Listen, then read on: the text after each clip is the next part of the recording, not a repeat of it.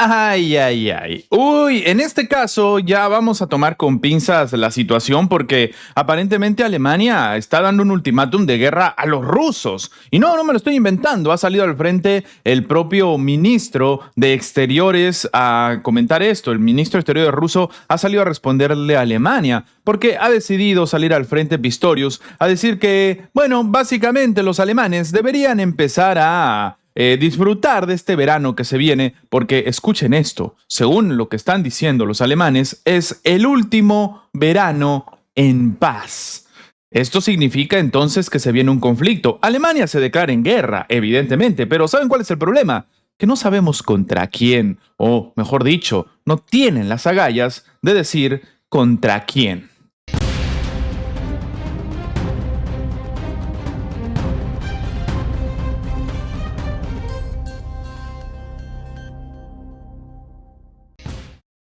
Saludos muchachos, ¿cómo estamos? Un abrazo por aquí, Isoka. Vamos a comentar varias noticias el día de hoy, cada una más preocupante que la anterior, pero que nos ayuda a demostrar cómo esta situación de choque, lo que hemos comentado aquí en reiteradas ocasiones, ¿no? Esta situación de que efectivamente estamos en una tensión en aumento es más y más evidente. Y para esto vamos a hacer eco de las palabras primero de los alemanes, ¿no? Que como sabemos, el gobierno alemán es muy pacífico en este momento, ¿no es cierto? Ellos no quieren un conflicto, solamente están manteniendo una guerra que no es en su territorio, pero están listos tal vez para algo dentro de su propia jurisdicción. ¿Qué es lo que ha sucedido? Pistorius acaba de hacer una predicción sobre la guerra con Rusia bastante preocupante, diciendo, y lo están viendo en pantalla, que este es el último verano de paz, que no va a haber más escenarios de tranquilidad dentro de la propia Alemania. Oye, nada mal para ser funcionario de un país y donde se supone tienes que darle tranquilidad a tu gente, ¿no es cierto?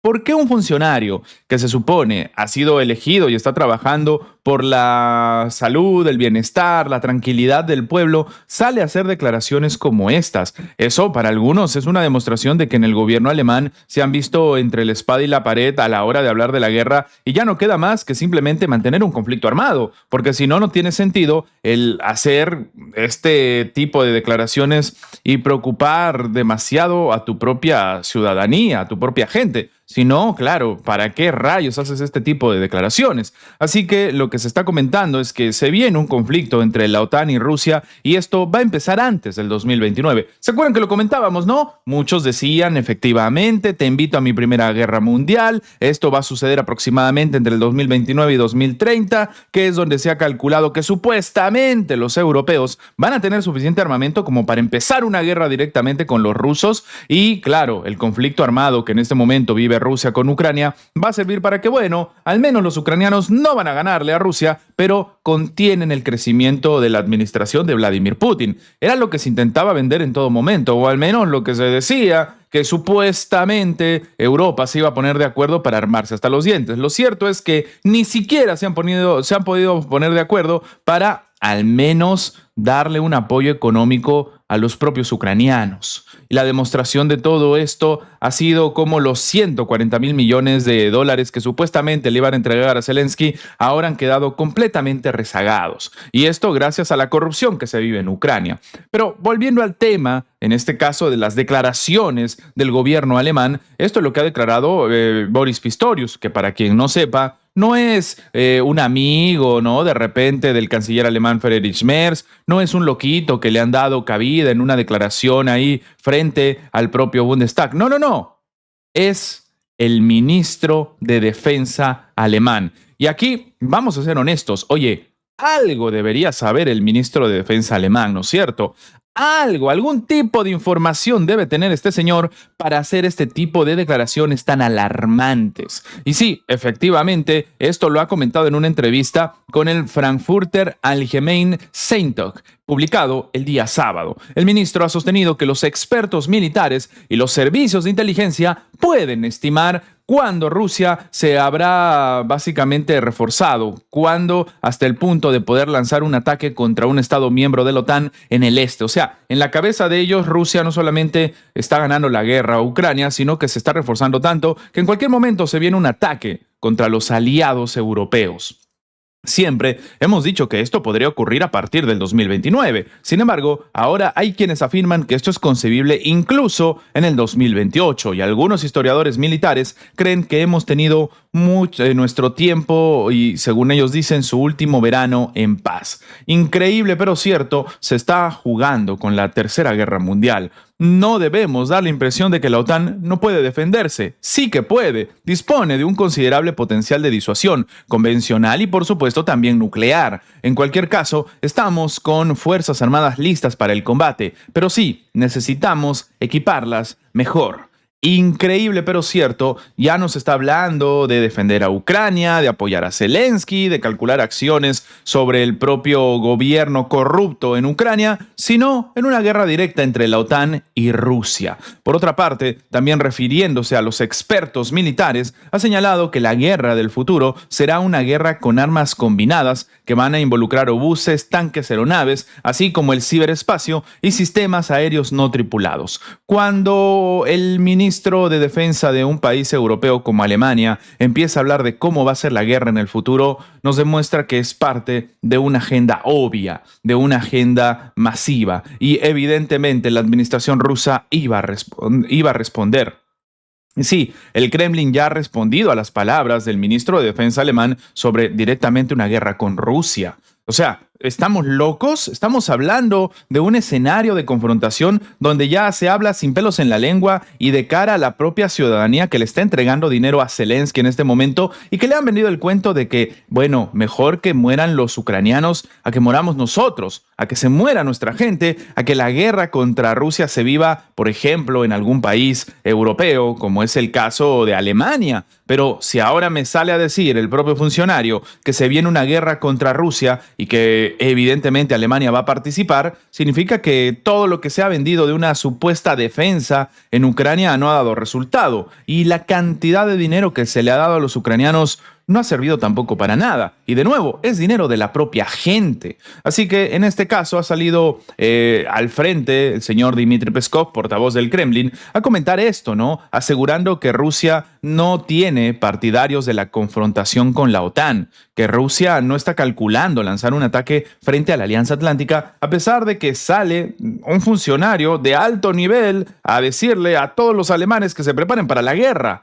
a no ser que Alemania la vaya a declarar, ¿no es cierto? Desde el punto de vista ruso, ellos no están calculando una guerra de ningún tipo con la Alianza Atlántica. Así que el portavoz del Kremlin ha tenido que comentar el día de hoy estas afirmaciones masivas, preocupantes y que nos ayudan a entender el verdadero escenario de lo que se está viviendo a raíz, ¿no?, de estas palabras del ministro de Defensa de Alemania, Boris Pistorius, en este conflicto armado con la OTAN. Rusia también ha comentado esto, ¿no? De que básicamente en declaraciones a la prensa el vocero presidencial ha reiterado, Rusia no tiene planes de atacar a ningún país de la Alianza Atlántica, al tiempo que se está comprometiendo más bien a tomar medidas para proteger sus intereses nacionales. Esta retórica militarista y proguerra se escucha cada vez más desde las capitales europeas. En Rusia no hay partidarios de la confrontación con la OTAN, pero estamos obligados y debemos tomar medidas para proteger nuestros intereses legítimos. Esto es lo que aseveró Peskov. Esto se debe a que en los países de la OTAN se ha intensificado la retórica militarista. Tales declaraciones reflejan la situación de la mejor manera, terminó acentuando. Previamente, el titular del Ministerio de Defensa alemán comentó esto, ¿no?, que habíamos explicado, de que este es el último verano de paz, el último verano tranquilo y que se viene la guerra. Entonces, por supuesto, Alemania iba a responder. Así que Rusia no se quedó callado, a pesar de que, de nuevo, ¿no?, Alemania hace este tipo de respuesta en esta entrevista que de nuevo genera más tensión que otra cosa, y en este sentido también no es el único que ha respondido a todo esto, ¿no? Reaccionando a los comentarios de Pistorius, la portavoz del Ministerio de Relaciones Exteriores de Rusia, María Zaharova, de la cual ya hemos comentado en reiteradas ocasiones aquí en varios videos, ha manifestado que tales afirmaciones muestran quién es realmente un agresor en las relaciones entre Rusia y Occidente. Ahora no hay duda de quién es exactamente el agresor, terminó recalcando María Zaharova. Y claro, Rusia ha subrayado en reiteradas ocasiones que todo esto es una mentira, es una patraña, no tiene ni pies ni cabeza. El propio Putin ha dicho que es una tontería, que no tiene ningún tipo de sentido. Incluso aquí hemos visto videos de las declaraciones de Putin diciendo que esta situación donde se habla de un eventual conflicto armado, donde Rusia está calculando lanzar un ataque masivo contra Alemania, contra Francia, contra el Reino Unido, Polonia, países de la Unión Europea, vaya, no tiene ni pies ni cabeza. Así que en este tipo de escenario, algunos están preocupados, no con respecto a lo que puede terminar haciendo Alemania o sus declaraciones, sino más bien de cómo esto asusa a la prensa, asusa a la ciudadanía, asusta a la gente y empiezan a ver de repente fantasmas donde no lo hay. O por qué no decirlo, empiezan a calcular un montón de escenarios donde el conflicto directo es cada vez más tangible o incluso se empieza a generar un sentimiento de preocupación hacia algunos países, como es por ejemplo el caso de Rusia. Claro, yo ciudadano alemán escucho que este es mi último verano de paz y que después empieza un conflicto armado a gran escala y que es Rusia la que nos va a atacar porque tiene planes según analistas internacionales que han calculado que en cualquier momento Rusia nos ataca.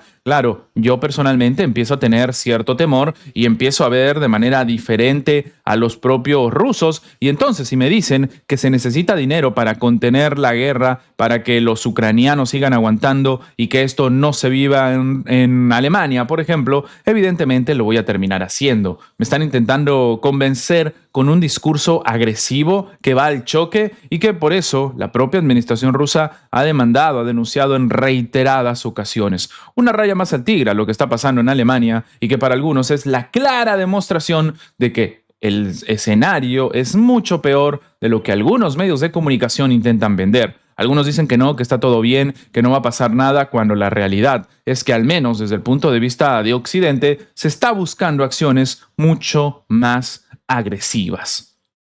Y además de todo esto, seguimos en Alemania porque ha salido al frente el canciller alemán. Sí, ha salido también Friedrich Merz a advertir de una suerte de profunda brecha en el Atlántico. El canciller alemán ha indicado que ante los nuevos desafíos, su país plantea cuestiones sobre la viabilidad futura, así como las reformas necesarias y la competitividad de su economía. Una economía sumamente golpeada, reventada. Aquí lo hemos explicado ya en varias ocasiones, creo que no es nuevo. El propio gobierno alemán está entre la espada y la pared, tercer año consecutivo de recesión, y eligieron a este señor que están viendo en pantalla supuestamente para combatir todo esto. Lo eligieron supuestamente para económicamente mejorar el escenario. Lo eligieron para que empiece a trabajarse en el sector económico algo diferente a lo que se está viviendo a día de hoy. Lo que empezó a hacer Alemania no fue realmente lo que intentó vender en su momento Merz cuando se le estaba presentando para el cargo. ¿Y cuál fue la respuesta de Merz? Que empezó a darle dinero a extranjeros, sobre todo a los propios ucranianos. Bueno, fue salir a decir que, bueno, la situación es diferente, ¿no? Hay cosas que han cambiado, cosas preocupantes, y bueno, así es la vida, no se puede hacer feliz a todo el mundo y bueno, al fin y al cabo, lo que sucedió cuando él se presentó y la actualidad es muy diferente y entonces el conflicto armado se mantiene y ellos van a seguir apoyando a Ucrania. Ha hecho lo mismo que Olaf Scholz, exactamente lo mismo. Y bueno, esto para que entienda la gente cuando después dicen, no, los políticos en América Latina son terribles, en cambio en otros países, qué diferencia, qué nivel de los políticos, no mienten, incluso he llegado a escuchar, no realmente es así, no realmente se vive un escenario diferente dependiendo de qué país. Lo que nos pintan es muy diferente a la triste realidad que se vive. Pero bueno, en este caso, increíble pero cierto, ha tenido un momento de lucidez el señor Merz porque ha dicho que el orden mundial que había existido durante los últimos 80 años en Occidente ha llegado a su fin, mientras que las relaciones entre Estados Unidos y Europa están experimentando un distanciamiento. Esto ha comentado Merz, aunque su comentario llega unos 5 años tarde, más o menos, ¿no? Unos 5 años atrás, cuando empezó la guerra comercial, cuando vieron el poderío de China con el tema de las redes 5G y el propio Trump no tuvo otra que empezar una guerra comercial tecnológica con Huawei, ahí recién ya se podía entender que efectivamente el orden mundial había dejado de existir. Pero bueno, llega la información tarde aparentemente para los alemanes, que ahora después de todo lo que está sucediendo y de cómo se ven entre la espada y la pared con unas economías que siguen en picada, sale a decir que bueno, esto ha cambiado y ha llegado a su fin básicamente el día de hoy. Cuando no es así, ¿no? Una noticia que llega muy tarde para algunos, una declaración que es completamente pasada de tiempo. Pero bueno, es lo que ha comentado, intentando tal vez hacerse el interesante, ¿no? Diciendo, no, recién ha llegado a su fin el orden mundial que había existido. En fin, así que durante una cumbre económica organizada, en este caso por el Deutsche Zeitung, Merz ha afirmado que Alemania se está enfrentando a varios desafíos sin precedentes, que son el conflicto ucraniano, la competitividad con China, que obviamente China los está reventando, y la tensa relación comercial con Estados Unidos, que es mucho más que una simple disputa arancelaria. Efectivamente, en este momento los europeos le deben al propio Donald Trump 600 mil millones de dólares, y sí, he usado bien la palabra y el término, le deben, porque ha sido lo que Ursula von der Leyen vendió precisamente. Se fue allá al despacho Oval y en la Casa Blanca, mirándole a los ojos a Trump, terminó aceptando absolutamente todas las solicitudes de Estados Unidos frente a los europeos. Claro, Alemania y toda la Unión Europea no tiene ese dinero, por si acaso. Se están arañando de 180 mil millones, 140 mil millones que le quieren enviar a Zelensky. ¿De dónde rayos van a sacar 600 mil? Pero bueno, vamos a ver cómo termina trabajando todo Ursula von der Leyen. De repente hace algún tipo de rifa, ¿no? Hace algún tipo de estrategia ahí, o de repente hace algún contacto con Pfizer para que les ayude una vez más. No lo sabemos. Así que ha salido al frente igual Merz a decir que se ha abierto una profunda brecha en el Atlántico que pone en tela de juicio mucho, casi todo de lo que hemos estado considerando correcto y necesario en las relaciones transatlánticas durante la última década. Esto manifestó el jefe del gobierno alemán diciendo que en este contexto se está debatiendo en Alemania sobre la viabilidad futura en el país, la estabilidad de nuestra sociedad, las reformas necesarias y además la competitividad de la economía. En esta línea ha expresado que el reto de la política económica de cómo lograr competitividad de precios al que se enfrenta el país europeo, incluida la propia Alemania, es más agudo que en los últimos 10 años, incluso en los últimos 20 años. Ante ello, instó a la Unión Europea a transformarse para poder resolver los crecientes desafíos de seguridad internacional. Pero claro, siempre hablan de esto y dicen, sí, seguridad internacional, cuando al fin y al cabo las declaraciones que vienen desde este señor es simplemente hablar de un conflicto directo con los propios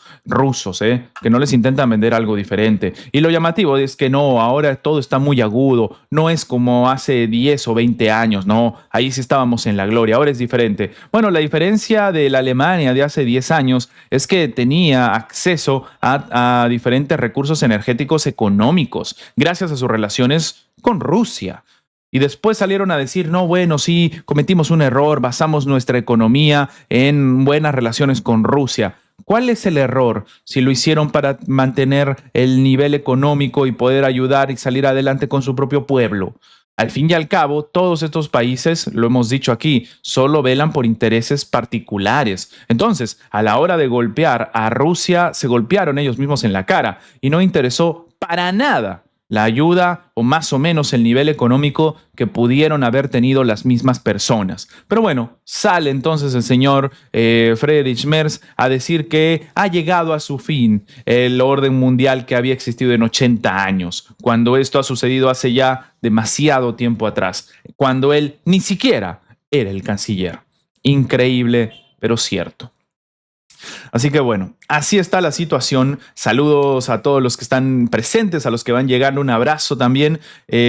Si se han podido dar cuenta, estamos utilizando pues aquí el sistema que nos permite YouTube para poner esto en estreno. Estoy teniendo problemas ahorita con el internet, pero me permite al menos subirle un estreno para que la gente lo pueda ver, ya sea cuando lo lanzo, que es ni bien termino de grabarlo, es un casi directo, y también para la gente que después ve el diferido. Un abrazo para todos los presentes siempre. Así que bueno, si creían que el tema en Alemania terminaba solamente con Rusia, solamente con lo que está sucediendo en este momento con estos países, pues déjenme decirles que se equivocaron. También es necesario comentar que Alemania va a reanudar las exportaciones de armas a Israel. Efectivamente, Berlín basó su decisión en el alto al fuego que se estaba viviendo vigente hasta el 10 de octubre. Ya no existe más el alto al fuego, ¿eh? Todo lo que intentó vender Trump, que salía ahí a pegar el grito al cielo diciendo que él termina con las guerras porque le encanta, en realidad ni siquiera sirvió. Así que el gobierno alemán va a levantar la orden que suspende la venta de equipo militar y esto lo comentan, ¿no? Semanas después de que el alto al fuego estabilizado, básicamente en Gaza, que entró en vigor en octubre, se ha terminado sacando, dejando de existir. Esto es lo que ha declarado el portavoz gubernamental Stefan Cornelius. Es interesante que no lo diga el propio Friedrich Merz, ¿no? Es increíble el papel de Alemania que ha tenido en todo esto, siendo los apañadores de Netanyahu. Así que bueno, aquí nos acordamos claramente que decían que estaba bien lo que hacía, porque bueno, están haciendo el trabajo sucio por nosotros. Palabras del señor que están viendo en pantalla, ¿eh? Palabras del propio Merz, que aquí está con un gorrito supuestamente simulando, ¿no? El que se utiliza en la religión judía, más parece otra cosa. Pero bueno, ahí está el escenario completamente lamentable de lo que hace el propio gobierno alemán y que algunos creen que son iniciativas que ni siquiera acepta el propio pueblo, porque han habido movilizaciones, han habido manifestaciones y reclamos de la ciudadanía en contra del apoyo que el señor Merz ha tenido sobre Netanyahu. ¿Y qué ha hecho el gobierno? Hacerse de oídos sordos. Así que lo que se comenta es que por norma general el gobierno volverá a realizar revisiones caso por caso en las decisiones sobre exportaciones de armas y responderá a los acontecimientos posteriores. Esto manifestó el vocero, detallando que la decisión entrará en vigor el 24 de noviembre. Según ha comentado el propio Cornelius, Berlín basó su decisión en el alto al fuego que se ejecutó vigente desde el 10 de octubre y que se ha estabilizado en las últimas semanas. En ese sentido, destacó que Alemania mantiene sus compromisos de apoyar una paz duradera en la región, por supuesto no van a decir algo diferente, así como la asistencia a la población y la reconstrucción de Gaza. Así que por su parte el ministro de Asuntos Exteriores de Israel, Gideon Sa'ar, celebró la decisión e instó a otros países a tomar medidas similares. Celebro la decisión del canciller Merz de revocar el embargo parcial. Parcial, porque no es que no hayan enviado absolutamente nada. Exhorto a otros gobiernos a adoptar decisiones similares, siguiendo el ejemplo de Alemania. Terminó escribiendo en sus redes sociales. De nuevo, ¿no? Una auténtica locura lo que se vive en Alemania y como algunos dicen o siguen expresando que esto al fin y al cabo ha terminado revelando que el gobierno hace lo que le da la gana y no toma cuenta, no escucha lo que la propia ciudadanía le pide. Así que este tipo de medidas, curiosamente, no las comenta Merz. Manda a un vocero para que, en este caso Pistorius, para que diga, Cornelius, perdón, para que diga lo que quiera, para que hable con respecto a todo esto, ¿no? Que explique al mundo que, bueno, van a volver a enviarle armamento a pesar de que después dicen que están a favor de la paz, pero después sale Merz a hacerse el interesante, el intelectual, a decir que ha muerto el nuevo orden desde que se tenía hace 80 años, cuando esto sucedió hace muchos años atrás, y de nuevo, con esta intención de los propios políticos de maquillar la verdad. Así que ahí está la verdadera cara de Merz, la verdadera cara de Berlín en todo este escenario y después salen a decir que no, terrible lo que pasa. Primero dicen que están haciendo el trabajo sucio por ellos. Después dicen que es terrible lo que está pasando, pero siguen enviando armamento. El doble discurso del que tanto reclaman los propios europeos que hace Estados Unidos, por ejemplo, con Ucrania, ¿no? Estados Unidos ha dejado de darle armamento a Ucrania, se lo está vendiendo a la Alianza Atlántica y la Alianza Atlántica evidentemente se lo entrega al señor Zelensky, a saber qué se hace con esos recursos, ¿no? Se pueden vender en el mercado negro incluso.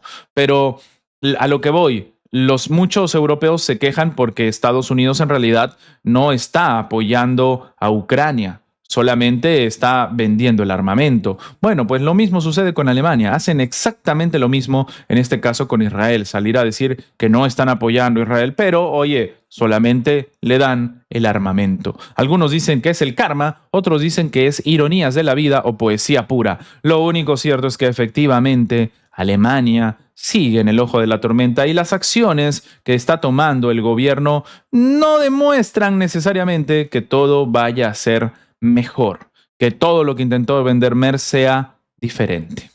Así estamos. Y bueno, ya hablando de Oriente Medio y del gobierno de Netanyahu, es necesario hablar de una suerte de plan secreto de Harvard por si termina desapareciendo Israel. ¿De qué estamos hablando? ¿Está completamente seguro de que sobrevivirá? Respondieron al poeta y novelista Chaim Beer cuando visitó la instalación y cuestionó el propósito de este proyecto. ¿Qué rayos está sucediendo en Harvard, padrino? Bueno, la Universidad Estadounidense de Harvard mantiene un archivo dedicado a preservar la totalidad de la producción cultural y científica de Israel como medida de protección ante una posible desaparición del país. Esto ha informado el sábado el medio Haaretz. Cerca de 1 millón de documentos se guardan en una bóveda subterránea bajo un edificio cuyo exterior se asemeja a un templo griego, según relata el poeta y novelista Chaim Beer, a quien invitaron a ver algo extraordinario durante una conferencia literaria en el campus en la década de 1990. Durante la visita, el poeta preguntó obviamente cuál es el propósito de un archivo de tal magnitud en Harvard. ¿Está completamente seguro de que sobrevivirá? Fue la respuesta de la bibliotecaria que resonó en la mente del propio visitante. Estamos hablando, al fin y al cabo, de su país. Así que el archivo contiene decenas de miles de volúmenes y obras de diversas disciplinas representativas de la cultura del país. Beer asegura que entró en un espacio enorme de material impreso, donde vio a varias mujeres trabajando sin parar en ordenadores. Cada una de ellas catalogaba y documentaba elementos que no se encuentran en ninguna otra biblioteca académica por considerarse efímeros marginales, es decir, materiales impresos de corta duración que son de menor interés o relevancia. ¿Qué rayos está pasando en Estados Unidos y por qué se toma este tipo de medidas que empiezan a asustar, evidentemente, por lo que podría terminar sucediendo? ¿Qué tipo de información se tenía con respecto a lo que sucede en Oriente Medio?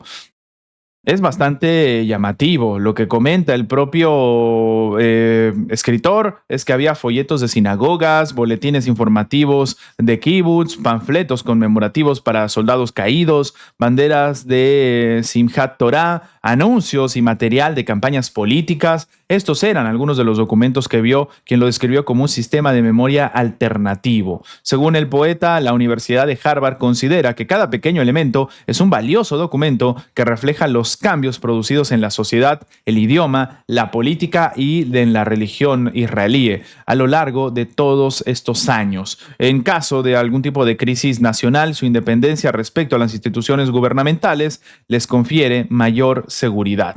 Así que llamativo. ¿Hay dudas o existieron dudas sobre el futuro de Israel? Este proyecto fue dirigido, de hecho, por un erudito judío, Charles Berlin, nombrado en la década de 1960 al frente de esta división dedicada a documentar la vida y la cultura a lo largo de las generaciones. Sin embargo, la idea no fue bien recibida por todos y a día de hoy se sigue hablando de que hay un plan ahí secreto en Harvard para trabajar por si desaparece, en este caso Israel. Evidentemente, esto es algo que a día de hoy es difícil de prever, tomando en cuenta que incluso es un país agresor. Esto lo hemos comentado en varias ocasiones, pero llama la atención cómo siempre se toman medidas o escenarios que para, digamos, los propios países serían el peor escenario posible, ¿no? Algo que no debería suceder, pero que dentro de Estados Unidos, oye, podría llegar a pasar y no sería el fin del mundo para ellos. Simplemente lo estudian e intentan preservar temas culturales. Increíble, pero cierto. Esto también nos ayuda a graficar, ¿no? Cómo la realidad golpea según el escenario de lo que se va viviendo. Pero bueno. Terminamos con el tema de Alemania. No piensen que esto es lo más preocupante que vamos a comentar el día de hoy. Han sucedido un montón de locuras el día de hoy y específicamente tenemos que hablar, por supuesto, de Ucrania. Y en este caso, de algo bastante llamativo. ¿Qué es lo que ha sucedido? Están buscando a Alibaba. ¿Quién es Alibaba? ¿Quién es el misterioso involucrado en el escándalo de corrupción masivo que en este momento se está viviendo en Ucrania? Bueno, resulta que varias fuentes dijeron que Alibaba es AB, ¿no? Es una suerte de usar las siglas. Esto es lo que declaró el diputado ucraniano Yaroslav Zelensky ¿Por qué ha comentado esto? Bueno, a ver, vamos por partes. El jefe de la oficina de Volodymyr Zelensky, Andrei Yermak, al que están viendo en pantalla en este momento, podría figurar y ser el Alí Baba en las llamadas cintas de Mindich, horas de grabaciones de conversaciones telefónicas de los aliados más cercanos del líder del régimen de Kiev acusados de corrupción. Esto es lo que ha informado el diputado ucraniano Yaroslav Selesniak en un video publicado el día de hoy. El político ha señalado que tanto Andrei Yermak como el empresario Timur Mindich, apodado la billetera personal del líder del régimen ucraniano, es decir, de Zelensky, son amigos desde hace mucho tiempo. Se conocían incluso antes de que Zelensky fuera elegido jefe de Estado. O sea, para que se entienda, se está intentando bajar al segundo al mando dentro de Ucrania y que estaría inmerso en este caos que ha generado la corrupción en la propia Ucrania. La persona que están viendo en pantalla es el brazo derecho de Zelensky. Es más, uno no se puede reunir con Zelensky si previamente no se ha reunido con él. Y aparentemente, estamos hablando obviamente del jefe de la oficina de Zelensky, y aparentemente él era apodado Alí Baba, y es lo que se escucha en las conversaciones telefónicas. Y bueno, el señor Alexander Klimenko ha dicho que en las grabaciones aparece un tal Alí Baba, que celebra reuniones con las fuerzas del orden y les da instrucciones para perseguir a la Oficina Nacional Anticorrupción de Ucrania y su organismo. Les da instrucciones para fastidiar a los que están luchando contra la corrupción. Sí, de nuevo, con el seudónimo de Alí Baba. Varias fuentes me dijeron que Alí Baba es AB, mientras muchas veces escuché cómo se refieren a Yermak como AB, o lo llaman Alla Borisova, refiriéndose a la cantante rusa Alla Pugacheva. Pues bien, Alí Baba en estas grabaciones es Andrei Borisovich Yermak, que sería básicamente el nombre, por eso las siglas AB. Esto es lo que declaró al añadir que, según sus datos, Yermak dirigió personalmente la aprobación de la ley sobre la liquidación de independencia institucional de la SAP y también de la NABU. O sea, él fue el que dijo que había que cerrar esas organizaciones y Zelensky le terminó haciendo caso. Es decir, entonces el apodo de Alí Baba se habría formado a partir de las iniciales de Andrei Borisovich. El jefe de la oficina del presidente evidentemente lo sabía, podría influir en todo ello. Parece que en principio apoyaba toda esta historia y evidentemente debe dimitir. Esto es lo que reclamó el diputado al enfatizar que es poco probable que Zelensky vaya a despedirlo. De hecho, algunos creen que son como uña y mugre y que Zelensky no puede vivir sin su funcionario a su lado, que es la persona que mueve los hilos de absolutamente todo. Y si lo sacan, ahí sí se le complica y se le viene la noche a Zelensky. En este contexto también ha señalado que Yermak continuará entonces influyendo en el nombramiento de políticos, de ministros y altos funcionarios, ocupando el lugar de Timur Mindich. Así que, claro, básicamente van a sacar a los funcionarios y van a poner a otros que van a seguir al mando de Yermak y de Zelensky y robándose el dinero, ya no solamente de los ucranianos, sino incluso de los supuestos aliados que le dan dinero y después salen los europeos, sale Ursula von der Leyen a decir que es una ganga darle dinero a los corruptos en Ucrania en lugar de terminar pagándole a los rusos. Increíble, pero cierto. Así que vamos a ver qué pasa. La diputada ucraniana María Blesugaya también ha apuntado al jefe de la oficina de Zelensky. A Yermak en nuestra familia política se le suele llamar de forma sencilla y modesta, AB.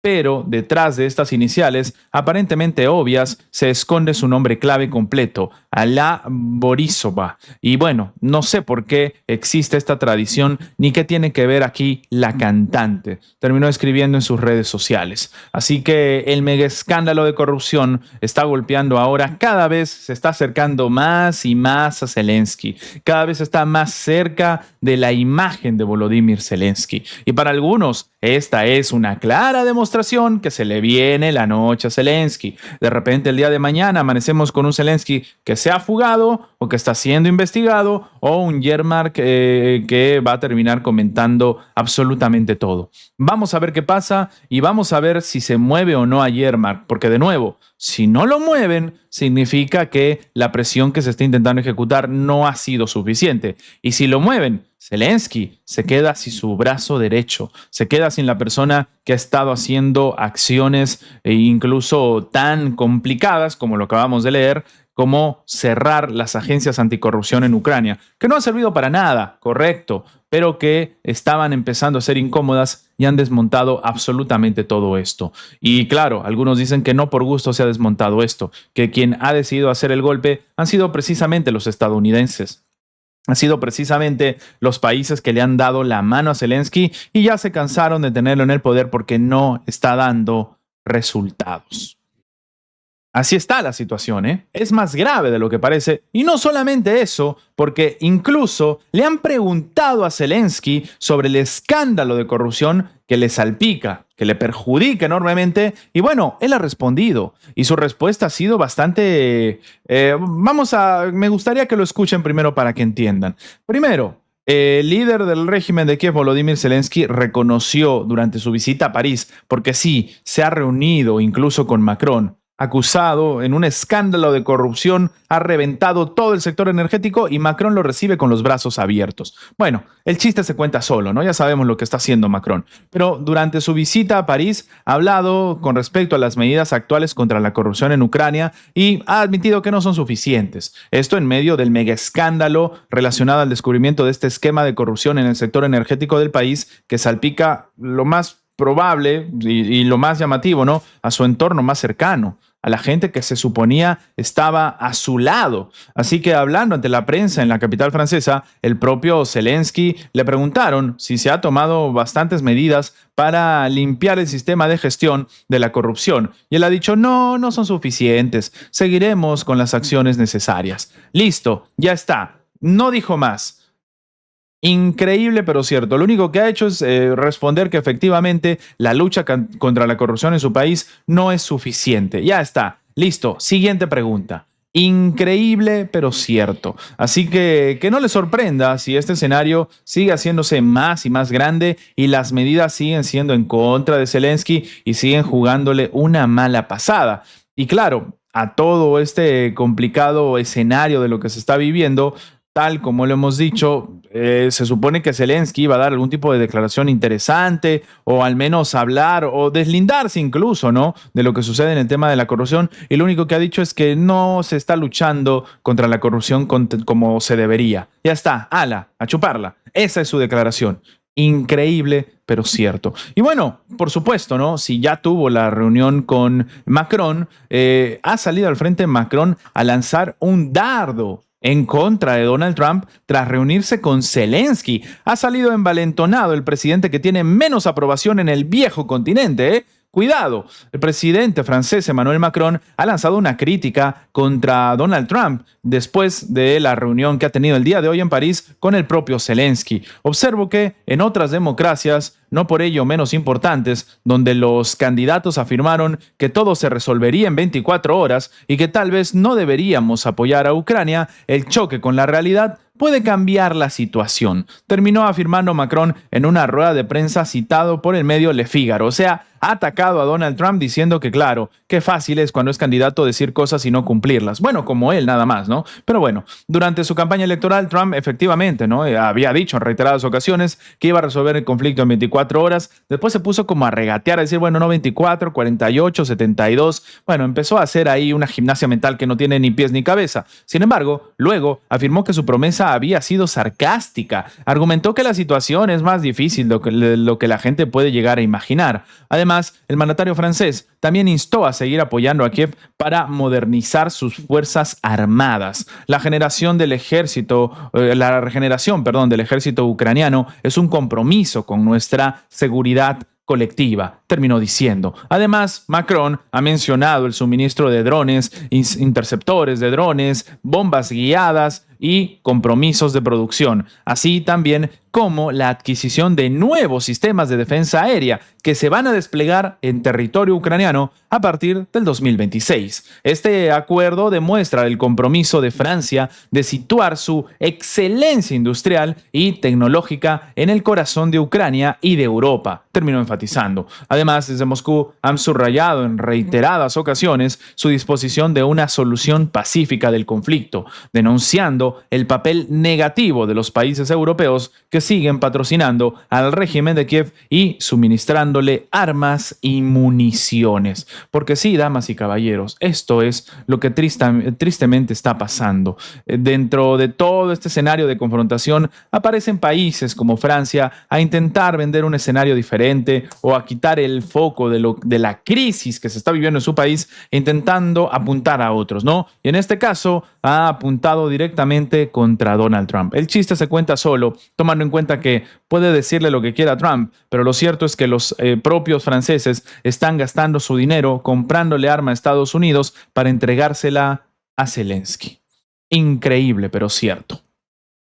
Pero bueno, hablando de Zelensky, ¿qué pasaría si ha salido un opositor ucraniano? ¿Y qué pasaría si les digo que ha revelado un fracaso de Zelensky, diciendo que va a dejar a muchos boquiabiertos? En este caso, el mega escándalo de corrupción se ha convertido en un fracaso, evidentemente, para el líder del régimen de Kiev, Volodymyr Zelensky. Esto es lo que ha comentado Víctor Medvedchuk, ex líder del partido Plataforma Opositora por la Vida y fundador del movimiento Otra Ucrania, en un artículo publicado el día de hoy. El escándalo de corrupción tiene varios escenarios posibles, pero demostró claramente el fracaso de Zelensky. Esto afirma el político. El 11 de noviembre, la Oficina Nacional ha empezado con esta situación que hasta el día de hoy sigue y sigue escalando. Zelensky, recordemos que ha tenido problemas y claro, su billetera se terminó fugando.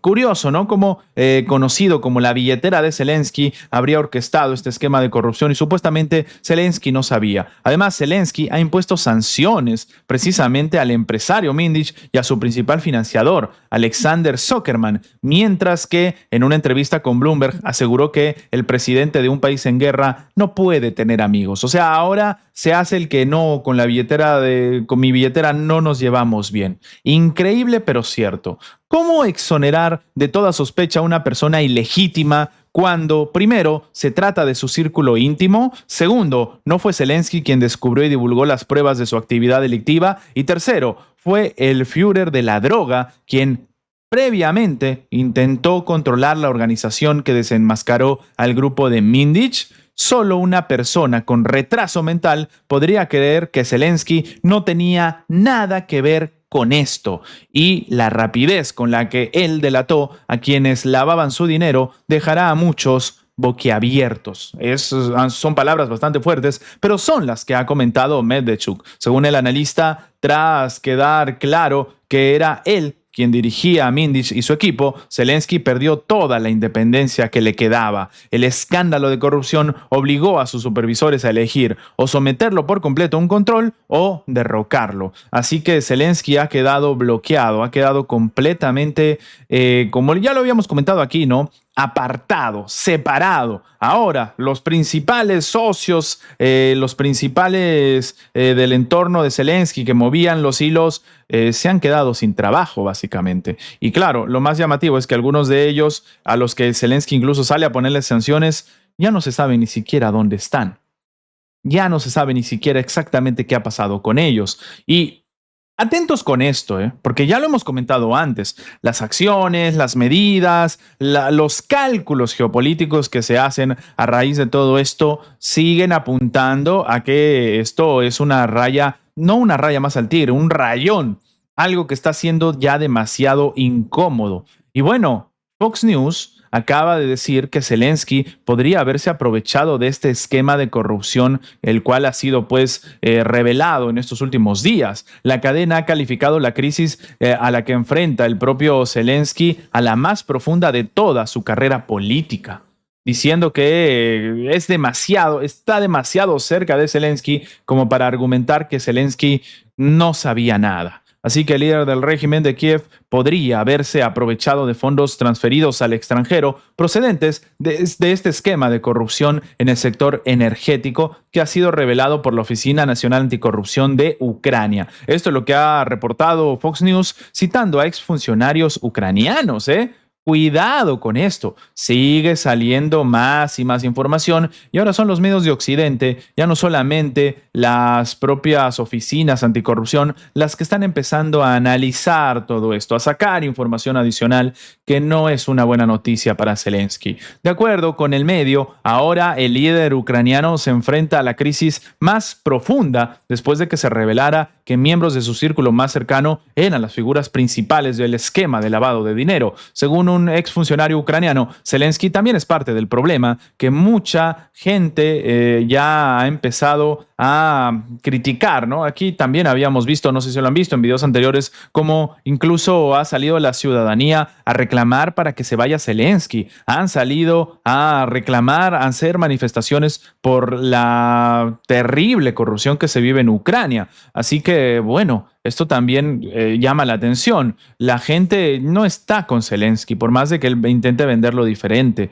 Y lo más llamativo de todo es que se siguen acusando de recibir estos sobornos de proyectos destinados a proteger las plantas de energía, entre otros objetos de infraestructura crítica que era para la propia ciudadanía. O sea, ni siquiera en un sector, digamos, donde se malgaste el dinero como es el armado, por ejemplo, ¿no? Así que este blanqueo de dinero parece haber estado ocurriendo desde el 2022 y hubo mucha gente que intentó detenerlo, afirmó el informante. Algunos dicen que Zelensky estaba al tanto de estos planes y que él mismo los había aprobado. Esto es lo que dijo la fuente al medio, repetimos, al medio estadounidense Fox News. Cuidado con lo que se va sacando, ¿eh? También existía la sospecha de que el dinero acababa en cuentas en el extranjero que beneficiaban a Zelensky y al círculo más cercano. Así que se va sabiendo más información, se van escupiendo más datos adicionales de todo este escenario y ya cuando el contexto es más grande, cuando medios de comunicación empiezan a analizar esto,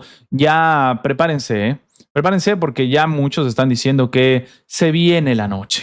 Se viene un escenario de división, de confrontación y el que va a salir muy mal parado de todo esto es precisamente Volodymyr Zelensky. ¿Será así? ¿No será así? Me gustaría también saber su opinión, ¿eh? ¿Ustedes creen que este sea el final de Zelensky tomando en cuenta lo que pasa? Los leo. Pero bueno, a todo esto, increíble, pero cierto, el circo continúa. La escenografía no se ha desmontado. Toda la fechoría, toda la actividad que se está viviendo se mantiene. Y la Unión Europea evalúa tres opciones para continuar el financiamiento a Kiev.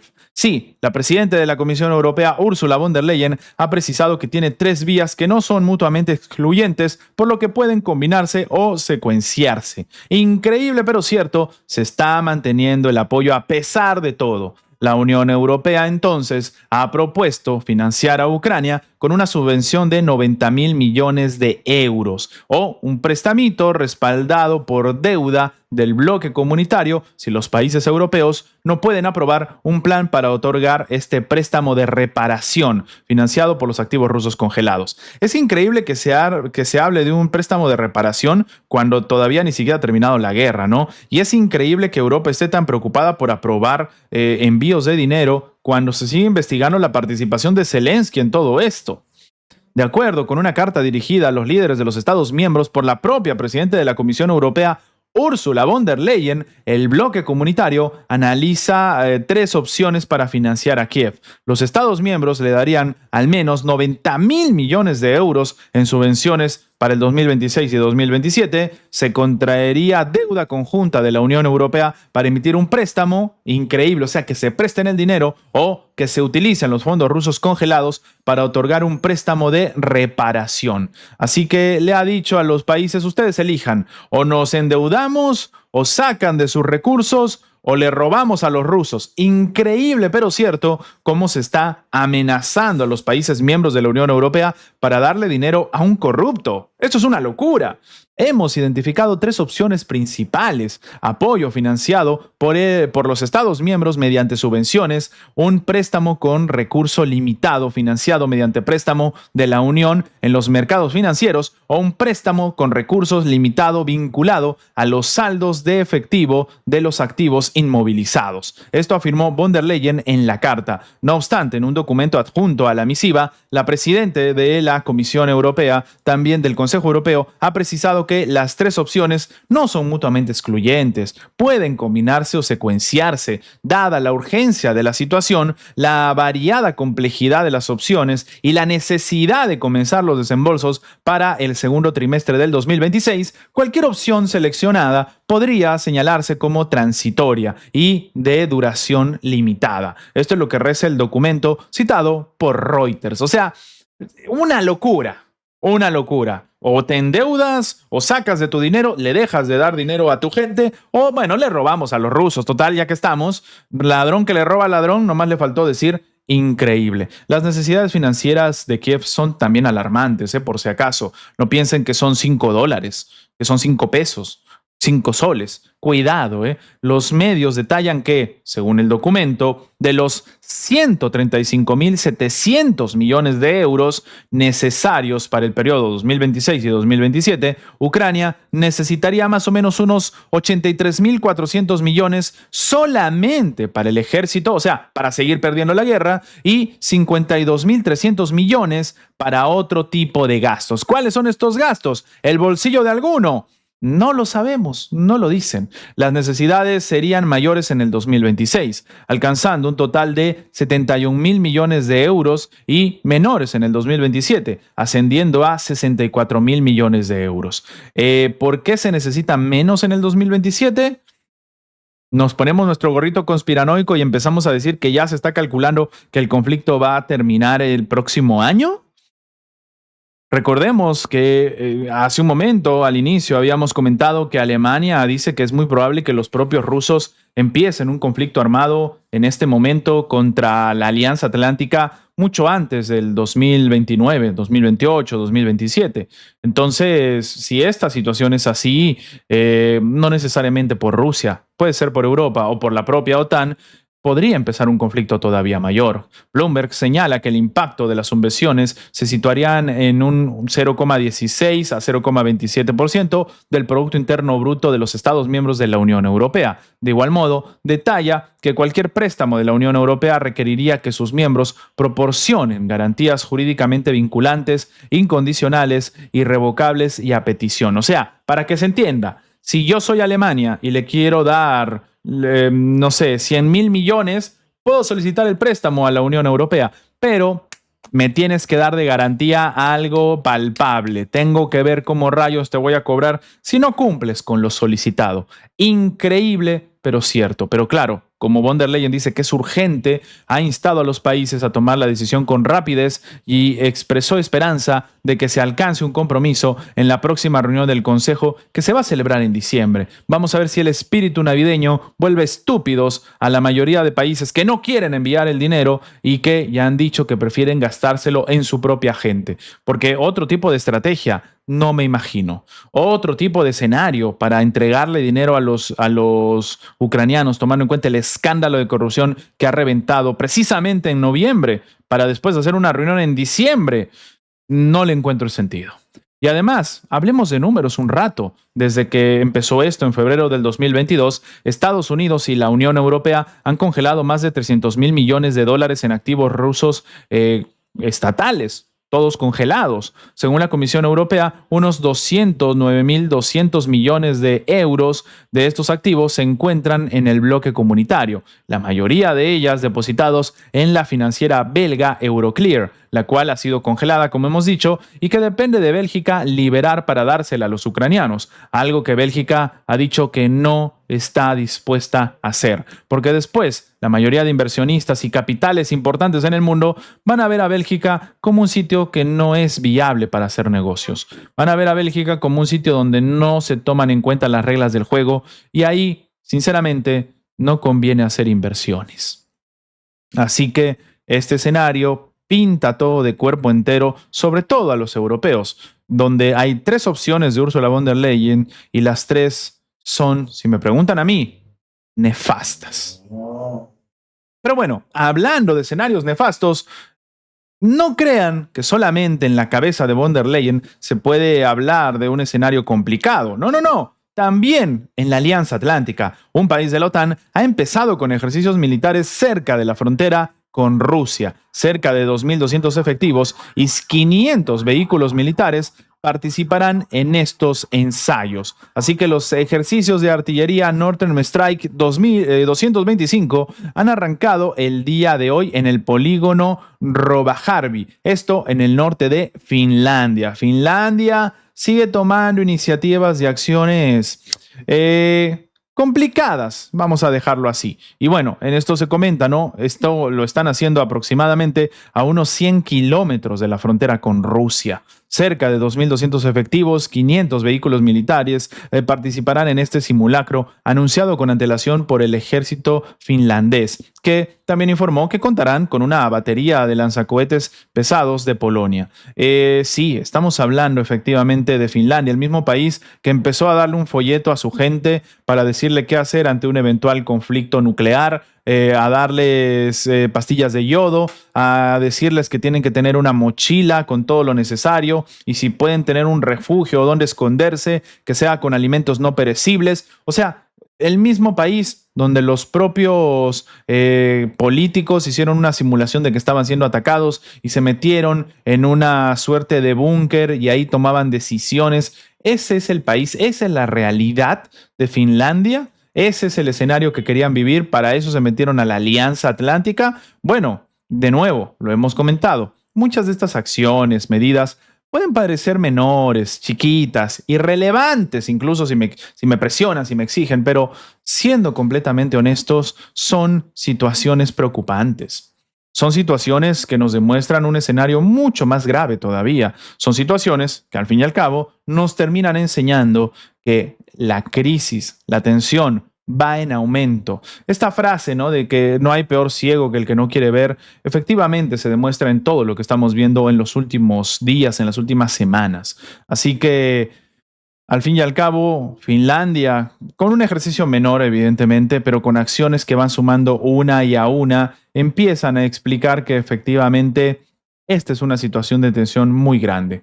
Así que, bueno, finalmente las Fuerzas Armadas de Finlandia llevaron a cabo hace unos días otro ejercicio, ¿no?, centrado en una defensa antiaérea llamado Mallet Strike 225, en el que se dispararon antimisiles, cañones aéreos, fusiles antiaéreos. Además, durante este ensayo, los militares británicos practicaron también disparos en los lanzadores de misiles Stark Streak. Así que vamos a ver si el escenario y las acciones por parte de Finlandia no son una antesala, un vaticinio preocupante a lo que puede terminar sucediendo. La situación en Europa, damas y caballeros, es sumamente alarmante.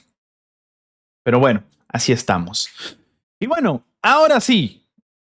Hemos hablado de la situación, lo que se está viviendo en este momento en Alemania, hemos hablado de Francia, hemos hablado, por supuesto, de Ucrania, pero ¿qué pasaría si les digo que en este momento, mientras hablamos, Estados Unidos ha lanzado una amenaza a los aliados de Rusia? Sí, Trump ha amenazado a cualquier país que haga negocios con Rusia. El mandatario ha declarado que todos los países que hagan negocios con Moscú serán sancionados muy severamente.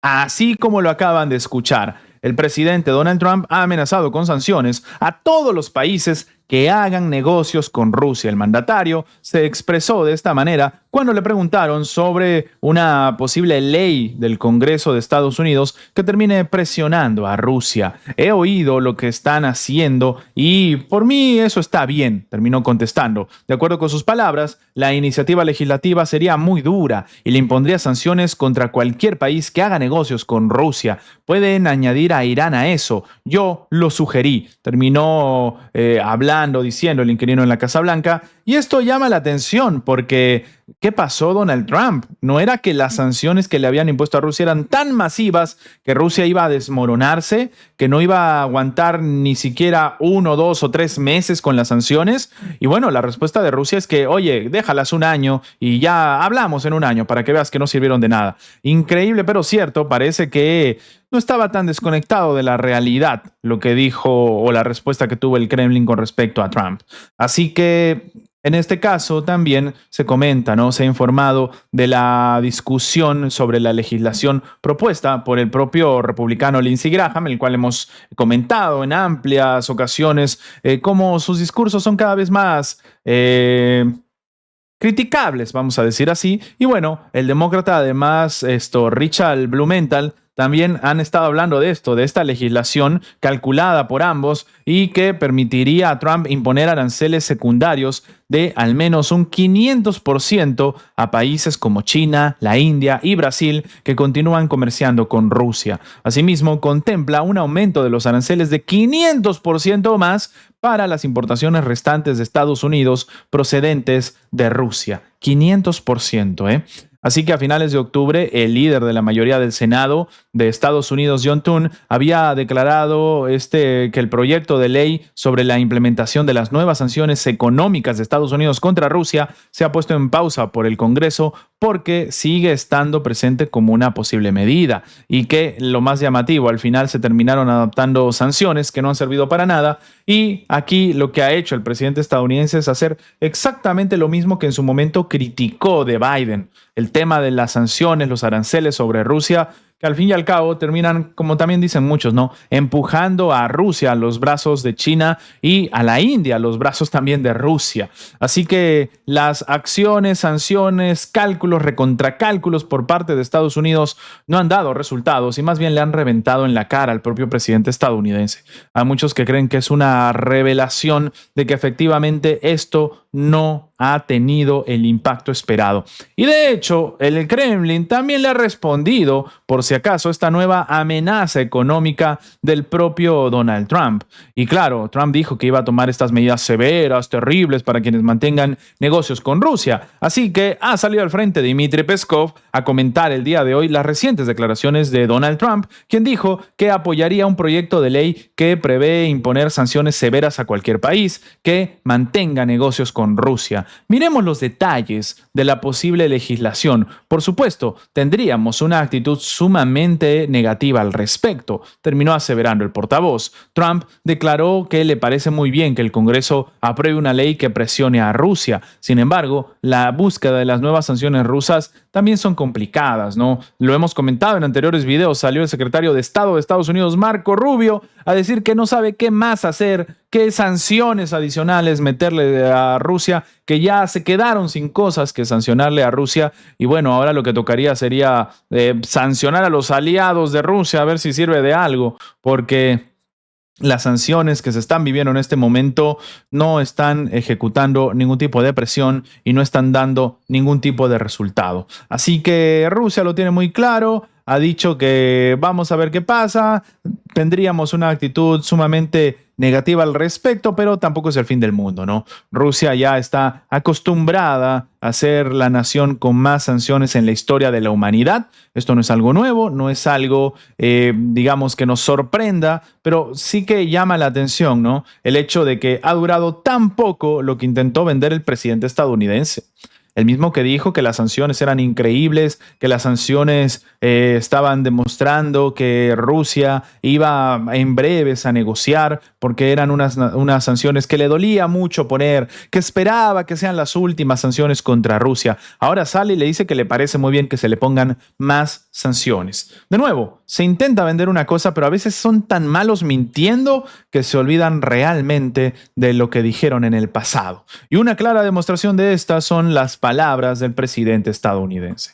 Así que Trump, una vez más, más se vuelve a contradecir, lo hemos dicho, está tan complicado el escenario geopolítico y el perfil de Trump es también tan criticable que es muy probable que seamos testigos de permanentes contradicciones, sobre todo en la Casa Blanca, ¿no? Y bueno, el presidente estadounidense no decepciona a la hora de dar contradicciones que demuestran con sus propias declaraciones. Así que este es un escenario que termina demostrando que efectivamente, como dijo Marco Rubio, ya no saben qué rayos hacer para meter presiones económicas sobre Rusia, simplemente no están dando resultados.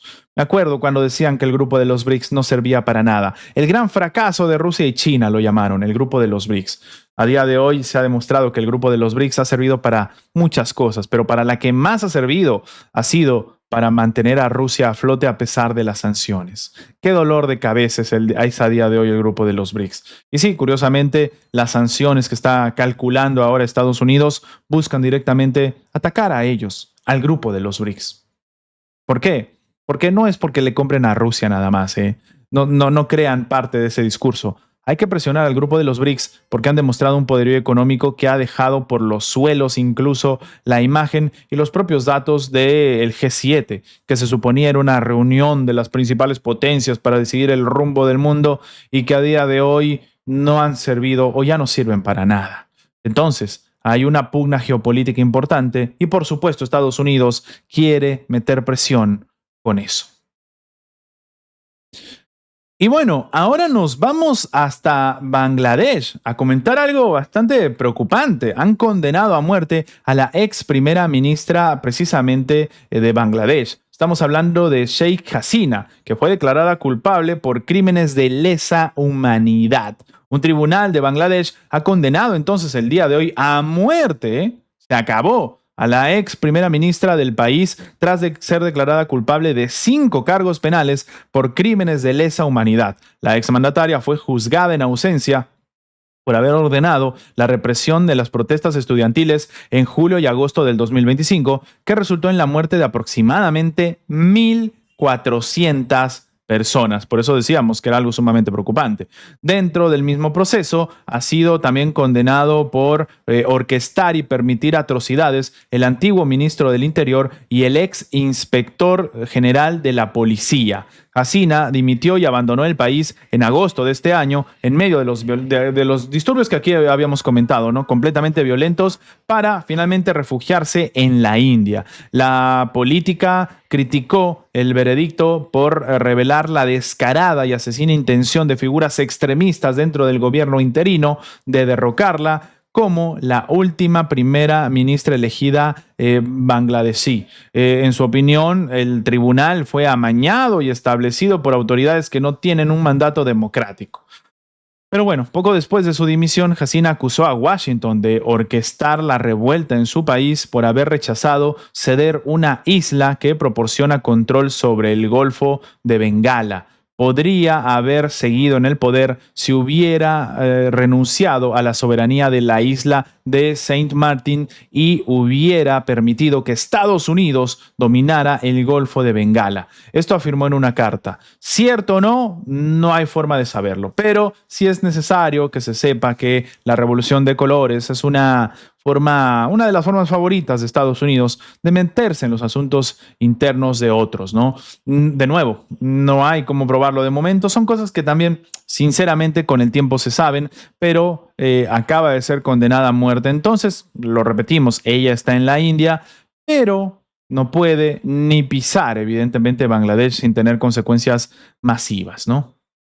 De nuevo, hay que tomar con pinzas algunas de las situaciones, pero como mínimo generan suspicacias. Y hablando de suspicacias, nada les va a generar más suspicacias que la figura de Mike Pompeo. Vuelve a aparecer Mike Pompeo, el ex jefe del Pentágono en la primera administración de Donald Trump. ¿Se acuerdan de Mike Pompeo? Bueno, Mike Pompeo se ha convertido en asesor de una empresa ucraniana que, curiosamente, ¿quién lo diría? ¿No? Estados Unidos metido en Ucrania, qué raro. Curiosamente está vinculada a los escándalos de corrupción. Qué raro, ¿no? ¿Qué hace un ex alto cargo político, el ex secretario de Estado de Estados Unidos, dije jefe del Pentágono, perdón, secretario, peor todavía, secretario de Estado de Estados Unidos, Mike Pompeo, que se ha unido pues al consejo asesor de Firepoint, la empresa militar ucraniana que produce los misiles de largo alcance Flamingo, así como drones de ataque, y que podría estar vinculada a Timur Midich, figura clave pues en el mega escándalo de corrupción en Ucrania. La billetera de Zelensky, vaya. Así que, según ejecutivos, Firepoint creó un consejo asesor y nombró a Pompeo como miembro el 12 de noviembre. Qué raro, ¿no? Qué raro. Coincidencias en la geopolítica. Ya saben lo que pensamos en este canal. Así que bueno, otras 3 personas también se van a unir a este grupo. Es un gran honor para nosotros, terminó declarando Irina Terech, directora de tecnología de Firepoint. Estamos creciendo como empresa y queremos un consejo asesor experto que nos ayude a consolidar este trabajo, terminó afirmando, dado que nos estamos convirtiendo en una gran empresa internacional. Debemos asegurarnos de seguir los estándares corporativos más claros y rigurosos. Sí, claro, ajá, sí, mira cómo te mira Conan. Ajá. Además, ejecutivos afirmaron que el enviado especial de Estados Unidos para Ucrania, Kate Kellogg, también visitó una de las fábricas de Firepoint durante su última visita, que incluyó a otras empresas ucranianas de tecnología de defensa. ¡Qué coincidencia!, ¿no? Antes de que reviente el escándalo de corrupción, Kate Kellogg había visitado una fábrica precisamente de esta empresa, y ahora Mike Pompeo es asesor, está dentro del consejo asesor de la empresa. ¡Qué coincidencia! Estados Unidos metido hasta el fondo en esta empresa. ¡Qué raro! Bueno, son cosas que pasan, ¿no? Así es la vida, ¿no? Uno no elige enamorarse. No tiene nada que ver, pues. Ya que nos dejen de engañar, ni siquiera es un tema emocional, es estrategia pura y dura. Todos nos damos cuenta de lo que está pasando aquí. ¿O qué me van a decir? No, es un honor, estamos creciendo enormemente, estamos enamorados de mantener el crecimiento a nivel mundial, vamos a ser increíbles. Por favor. Es obvio lo que está sucediendo. En el mismo contexto, además, Terech indicó que Firepoint, ojo, se ha básicamente encargado a una importante firma internacional, cuidado, la realización de una auditoría independiente a sus precios, tanto también como la producción, para disipar las dudas, añadiendo que la investigación iniciada hace un año por organizaciones anticorrupción sigue en curso. Esperaremos los resultados. Ahora son los buenos, y figuras importantes de Estados Unidos están metidas en la empresa. Ajá, ¿qué dedo me chupo? Ajá, sí, Juan, sí, claro. Increíble pero cierto cómo el escenario sigue cocinándose y quieren ver a la gente con una cara que no tiene nada que ver en todo este escenario. Una auténtica locura. Y bueno, finalmente nos venimos a América Latina para comentar 2 cosas muy importantes, una en Chile, otra en Ecuador, que ha sucedido, por supuesto, el fin de semana, el día de ayer. Y primero tenemos que hablar del resultado que abre una incógnita en las presidenciales de Chile. La izquierdista Janet Jara y el ultraconservador José Antonio Kast pasaron a la segunda vuelta. Ese es el resumen más o menos de lo que ha sucedido. Vamos a ver cuál es el futuro en la política chilena. Existe esta duda entonces inesperada en las elecciones presidenciales, luego de que el candidato Franco Parisi obtuviera un abultado caudal de votos, que ahora no se sabe cómo se trasladará a dirigentes que pasaron a la segunda vuelta prevista para el próximo 14 de diciembre. Hay un problemita ahí. El domingo, tal como habían vaticinado las encuestas, la candidata oficialista Janet Jara y uno de los abanderados de ultraderecha, José Antonio Kast, pasaron al balotaje al obtener 26.85 y 23.92 de los votos respectivamente. La gran sorpresa fue la persona que estamos viendo en el medio, Parisi, el cual es un economista conservador que se presentó como alternativa de centro, alejado de la izquierda y de la derecha. Bueno, ustedes ya saben lo que opinamos aquí de ambas posturas, derecha y de izquierda, ¿no? Y es la tercera vez como postulante, pero los sondeos le otorgaban intenciones de voto incluso de un dígito. No obstante, se equivocaron. Parisi obtuvo un contundente 19.71%, lo que desplazó a otro líder ultraderechista, Johannes Kaiser, que se quedó con 13,94. Así que previo a la jornada electoral, el escenario que se preveía era que Jara ganara la primera vuelta, pero no con un caudal suficiente para derrotar a Kast en el balotaje. O sea, que iba a haber segunda vuelta, ¿no? Ya que el ultraderechista sumará los votos de Kaiser y de la candidata conservadora Evelyn Matei, que obtuvo 12,42 de los sufragios del domingo. Así que vamos a ver, ahora con estos votos Kast podría tener los respaldos necesarios para ganar, si además logra atraer los votos de Parisi, su eventual triunfo en la segunda vuelta sería todavía más contundente. ¿Va a pasar o no? Algunos dicen que ya es una realidad. Vamos a ver el resultado de lo que termina sucediendo en Chile, por supuesto. Y como les dije, también tenemos que hablar de Ecuador. ¿Qué pasó? Vaya, vaya. A Noboa se le ocurrió algo que está bien, tenía que hacerlo, y era preguntarle al pueblo si querían más bases de Estados Unidos en su territorio. ¿Qué creen que pasó? A ver. Un premio a que me diga qué creen que opinó el electorado ecuatoriano, el pueblo ecuatoriano. Por supuesto, pues, ningún país quiere que otro se meta en su soberanía. Esto lo explicábamos previamente cuando hablábamos de que no había gente que decía ya que de una vez Estados Unidos se mete en Venezuela, todos los venezolanos están en contra de Maduro. No necesariamente es así y si se meten no lo van a hacer porque quieren luchar por el país. Quieren hacer su propia feria, quieren hacer su propia ganancia, su propio circo, su propio teatro. Quieren sacar todo lo que puedan y llevárselo a su país, porque lo hacen por su país, no por defender a un tercero, no porque tienen un amor increíble por el otro país, no. Así que el rechazo a la instalación de bases militares ha obligado al mandatario a reconducir su agenda. Uy, pasaron cosas, ¿no? Y bueno, ahí está Kristi Noem con el presidente de Ecuador, Daniel Noboa, que bueno, había viajado incluso, como en la soberbia, ¿no? A ver dónde iban a poner las bases militares. Esto ya no va a ser así. La derrota del presidente ecuatoriano Daniel Noboa en su intento de habilitar la presencia ampliada, porque ya existe, de fuerzas militares extranjeras en el país sudamericano, no solo reordena la política interna del país, sino que golpea el tablero geopolítico que se estaba armando desde el propio Washington.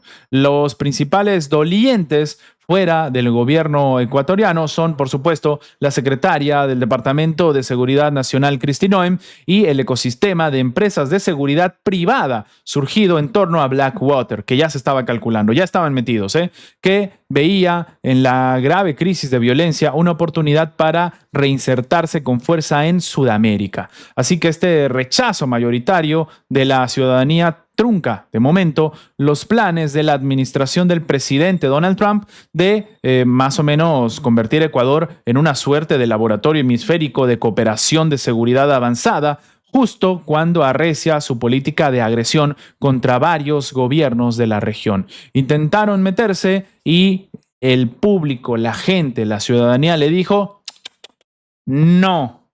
Nosotros respetamos nuestra soberanía. Así que la voz de las urnas fue bastante clarita el domingo. Ecuador no está dispuesto a ceder soberanía militar, aún en medio de este contexto de creciente violencia y del aumento del narcotráfico en el país, que apenas en unos años había sido ejemplar para sus vecinos. Ya no es así. La reforma planteada por Noboa pretendía abrir la puerta a operaciones conjuntas, el uso de puertos, aeropuertos e incluso la posibilidad de un despliegue semipermanente, imagínense, de unidades estadounidenses, lo que implicaba un retroceso con respecto al 2008, cuando se aprobó un artículo en la Constitución que prohibía expresamente las bases militares extranjeras, no solo de Estados Unidos. Así que Washington había apostado por un resultado favorable con Noboa, un mandatario obviamente alineado con esta lógica de la Casa Blanca, que hace 7 meses logró imponerse en las urnas y dar continuidad a un mandato iniciado a finales del 2023. Su victoria electoral entonces fue leída erróneamente como una derrota definitiva a la izquierda, que se opone al entorno de las bases. Así que este fallo de cálculo obliga a reconfigurar la jugada. Así que esto es una demostración más de lo que habíamos comentado precisamente en anteriores directos. Los países no quieren ceder su soberanía. Muchachos, es su soberanía. son sus asuntos internos.